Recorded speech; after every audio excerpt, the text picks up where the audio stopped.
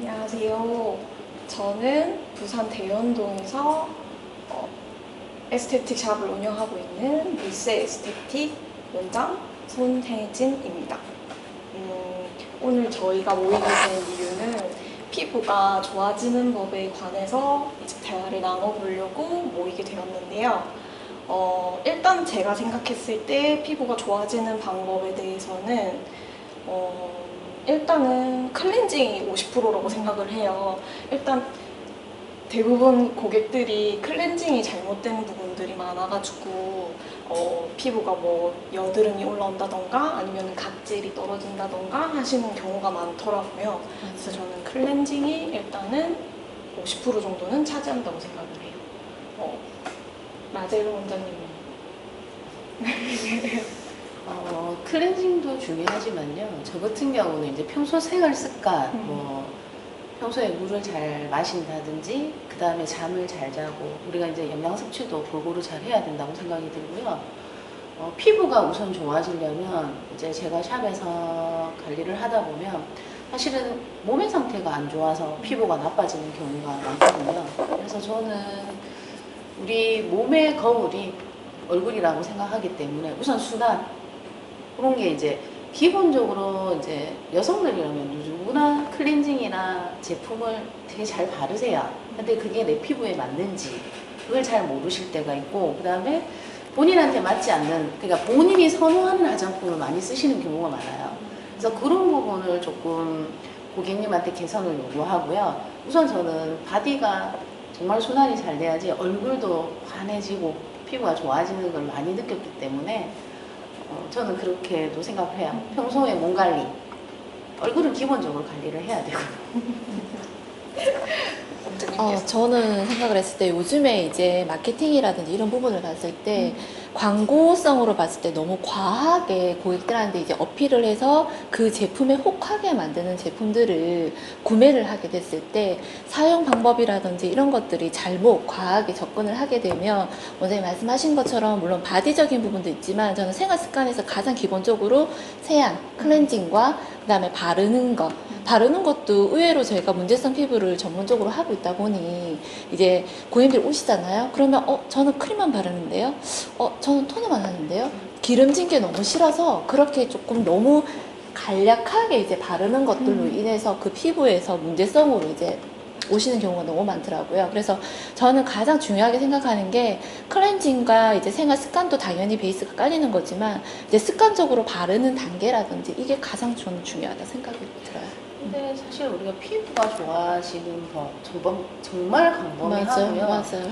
이걸 어떤 주제로 토론하기에는 정말 맞아요. 맞아요. 많은 뭔가 개선이 너무 필요해요. 이게 맞아요. 고객님들마다 생활 습관이라든지 뭐 집에서 평소에 하는 스트레스 뭐 이런 것들 때문에 변수가 너무 많아요. 맞아요. 그래서 이제 원장님들이 제일 중요하게 생각하는 그런 게 이제 하나의 노하우를 좀 가르쳐 주시면 좋죠. 맞아요. 서로가 이제 하는 파트들이 분명히 다 있을 거라고 저는 생각을 해요. 그래서 저는 샵에 이제 고객님들이 오셨을 때 가장 먼저 이제 클렌징과 항상 첫 상담을 했을 때 본인이 쓰고 있는 제품들을 사진을 다 찍어서 하라고 말씀을 드리거든요.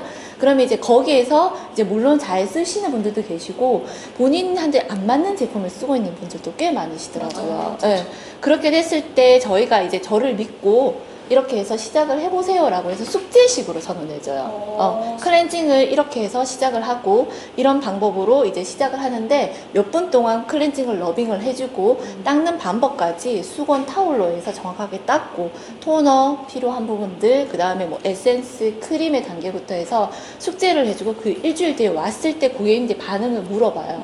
그러면 원장님 말씀대로 해보니까 뭔가가 변화가 일어나는 것 같아요 라고 먼저 피드백이 들어오다 보니 이제 고객님들이 거기서부터 적극적으로 저희들을 믿고 권하는 제품들 그 다음에 따라가는 프로그램의 방향들 이런 것들을 잘 믿고 해주시는 것 같아요.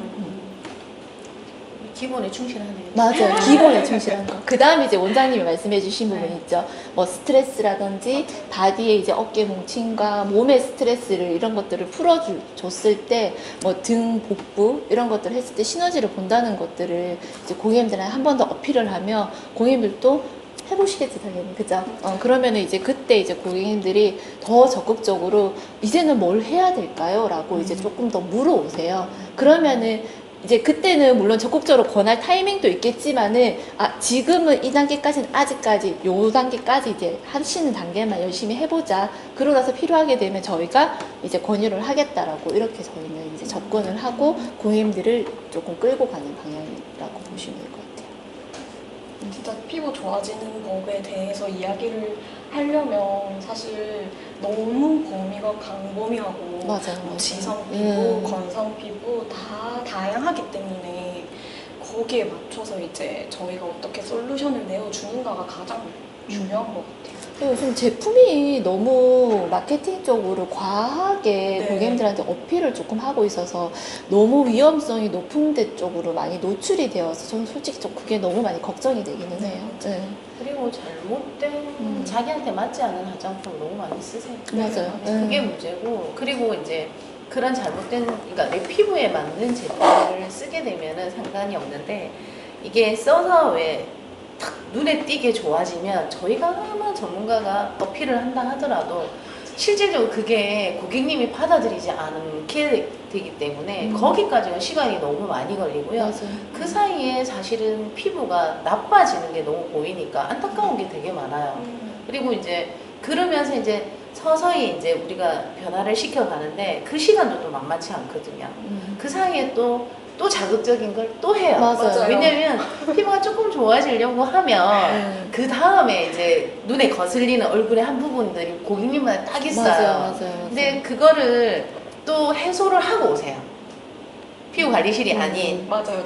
다른 방법으로. 네, 다른 방법으로 하고 오셔서 또 다시 원상태. 네. 근데 사실은 고객님이 저희가 원하는 방향대로 갔을 때는 정말 좋아지는 게, 사실은 우리는 병원이 아니기 때문에 즉각적인 반응이 일어날 수는 없어요. 하지만 이게 생활 습관이라든지 서서히 변화되는 과정이 피부에 자극을 주지 않고 정말 우리가 이제 그게 습관이 되고 사용 범위나 원장님 말씀대로 클렌징 하는 방법부터 다 바꾸게 되면 이게 피부를 우리가 더 좋아지는 방법이고 더 튼튼하고 그리고 개선될 수 있는 방법인데도 불구하고 너무 급하세요, 고객님들이.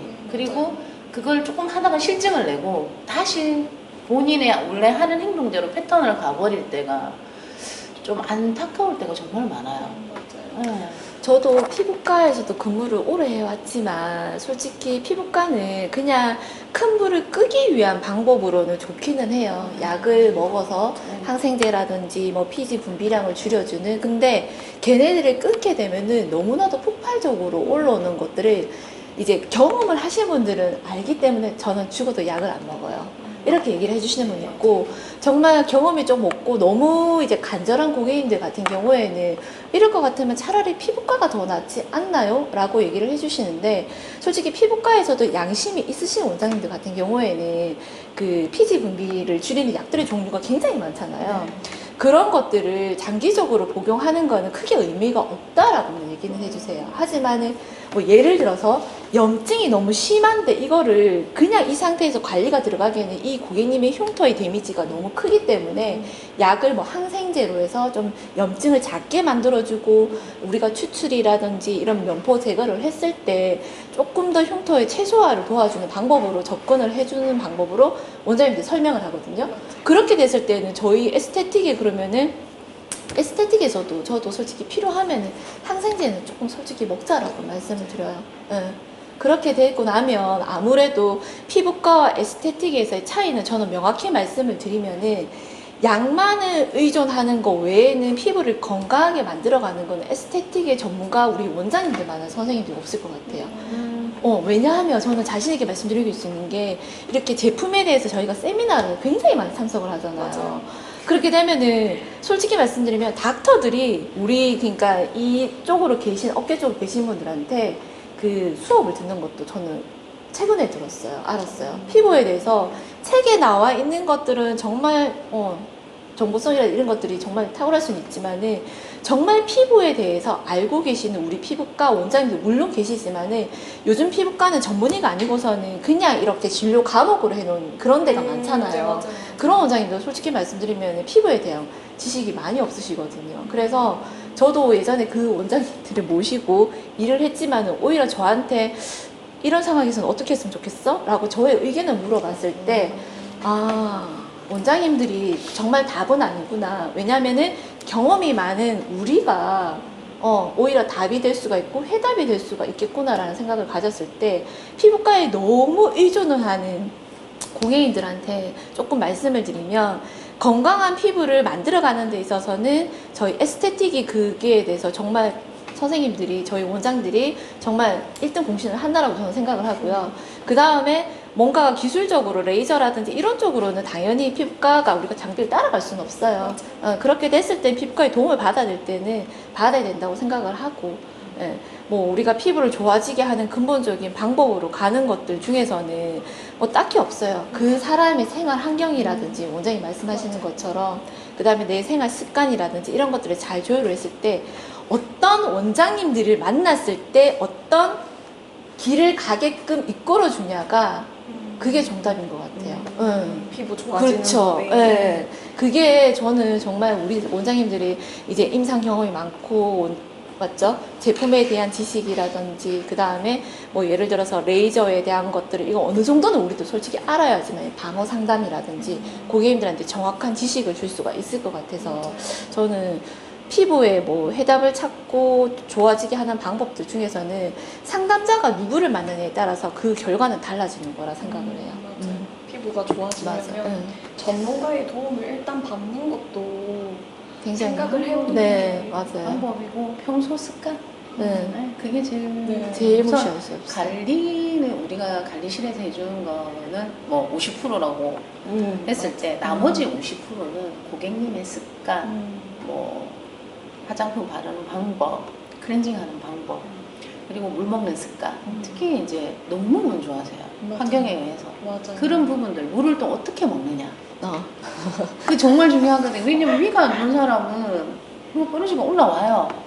그러면 물 드세요, 물 드세요 하는데 사실은 물을 어떻게 먹느냐. 왜 위가 안 좋은 사람한테 밥 먹기 전에 물을 먹이면 그건 소화가 안 되잖아요. 그쵸. 그런 방법. 그리고 이제 병원 같은 경우는 시술하는 그거는 되게 잘하는데 시술 후에 고객님이 어떻게 집에서 홈케어를 하고 관리를 해줘야 되는지 그런 부가적인 설명이 없는 게 조금 안타깝긴 해요. 그건 적극적으로 저도 네. 동의해요. 네. 근데 그게 저희가 현장에서 느껴볼 때 늘 그래요. 그리고 뭐 레이저를 했을 때, 저 같은 경우는 뭐 만약에 이제 레이저를 하고 이분이 바깥 생활을 할 때, 저 마스크 낄 수 있으면 끼고, 선글라스 필히 끼고, 모자 쓰고, 정말 양산까지 쓸 수 있으면 쓰라고 표현을 맞아요, 하거든요. 맞아요. 근데 병원에서는 그런 기본적인 거를 말씀을 안 해주세요. 맞아요. 왜? 자외선 차단은 고객님의 몫이니까. 근데 우리는 그게 또 다르거든요. 그쵸. 그것까지 했을 때, 그리고 사실은 뭐 레이저 했을 때 집에 암막 커튼 있으세요? 있으면 그거 치고 자세요. 그리고 생활 습관. 그리고 저희 고객님 중에 최고이신 분이 있는데 아파트에 빨래를 넣으러 갈 때도 선캡을 끼세요. 그거는 사실은 제가 그분한테 배워야 돼요. 저는 그걸 안 하거든요. 근데 고객님이 그걸 한다고 이야기하셨을 때 제가 그분이 저희 손님들한테도 그분 말씀 되게 많이 해요. 그만큼 자기가 관심이 있고 하다 보니까 나이가 50대 후반인데도 불구하고 그분 친구분들은 이제 시술을 하고 땡기기도 하는데 이분은 자연스러워요. 그래서 본인이 하시는 말씀, 내가 20대에 이 에스테틱을 만난 게 최고로 잘한 일이다. 근데 20대에 너무 얼굴 좋잖아요. 그런 분이면 원래 또 타고나는 피부인데다가 근데 그분은 사실은 지금 50대 후반인데도 저희 집에 와서 보습 관리를 받거든요. 근데 50대들은 전부 다 재생이랑 리프팅을 받아야 되는 상황이에요. 그런데도 자기 관리를 너무 잘하기 때문에 꾸준히 또 받았잖아요. 그 힘이 엄청난 거죠. 그래서 그런 부분이라든지 또 에스테틱에서 이제 정보라든지 그거를 생활 습관화 하다 보니까 뭐 시술 안 하셔도 너무 미인이시거든요. 그리고 사실은 우리가 아파트 베란다에 빨래 널러 가면서 썬킷 키시는 분 없어요. 잘 없죠. 맞아요. 그러니까 최고일 수밖에 없죠. 그런 분들은 굳이 우리가 어떤 이야기를 안 해도 너무 잘하시고 피부가 당연히 좋아질 수밖에 없죠. 피부가 예뻐 보이면 아무리 명품을 둘러도 그 피부의 가치를 못 따라오는 것 같아요. 당연하죠. 네. 우리 고객님들도 보시면은 이제 좀 나이대가 있으신 분들 같은 경우에 나이대에 비해서 관리 잘 하신 분들 보시면은 정말 기본적인 관리. 좋을 때 저는 관리를 시작을 했어요. 그거를 근데 꾸준히 했어요. 근데 지금 제 나이 때 50대, 60대 되는 친구들이 피부과 가서 레이저하고 뭐 시술하고 뭐 이러는데 그 애들보다 내가 훨 낫다. 주름도 마찬가지고 그 다음에 색소적인 것도 마찬가지고 탄력도 걔네들보다 훨 낫다. 내가 좋을 때 피부는 관리해야 돼. 근데 젊으신 분들은 막상 이제 문제가 생기고 여드름 뭐 예를 들어서 여드름 오신 분들도 보시면은요. 내가 봤을 때 너무 심각해요. 근데 고객님들은 심각하게 인지를 안 하고 오신 분도 있고 그 다음에 뭐가 하나가 났는데 엄청 되게 큰 것처럼 문제가 심각해서 오시는 분들도 있고 이게 그 심각성도 개인에 따라서 조금 다르고 하는 거라서 기준은 정확히 뭐 피부에 대한 해답이라든지 정답은 없지만은 고객님에 따라서 이거는 조금 피드백을 드리는 거라든지 티켓팅 금액이라든지 이런 것들은 정말 하늘과 땅 차이인 것 같아요. 그래서 우리는 개개인한테 맞춤을 할 수 있는 게 그게 장점인 것 같아요. 그래서 고객님들한테 본인이 집에서 할 수 있는 거 충분히 설명을 드리고 개선할 수 있는 그거가 이제 피부에 제일 좋아지는 방법이 아닐까 저는 싶어요. 맞아요. 피부 좋아지는 방법으로 봤었을 때 포괄적으로 넓지만 일단 홈케어 그 다음에 이제 피부과나 에스테틱 전문가한테 어떤 도움을 받는가 그게 가장 중요하고 일단 마케팅적으로 너무 안 좋은 건데도 이 사람 피부한테 안 좋은 건데도 그 사람은 막연히 이 사람 이쁘니까 이 사람 피부가 좋으니까 이 제품 쓰면 나도 좋아지겠지 맞아요. 라는 생각으로 그런 생각으로 뭘 한다거나 그런 걸 좀 줄이는 게 가장 피부 좋아지는 방법이 아닐까 싶긴 해요. 맞춤 화장품 그게 제일 좋겠죠. 오늘은 피부를 좋아지게 만드는 방법에 대해서 원장님들과 의논을 해보았습니다. 네, 감사합니다.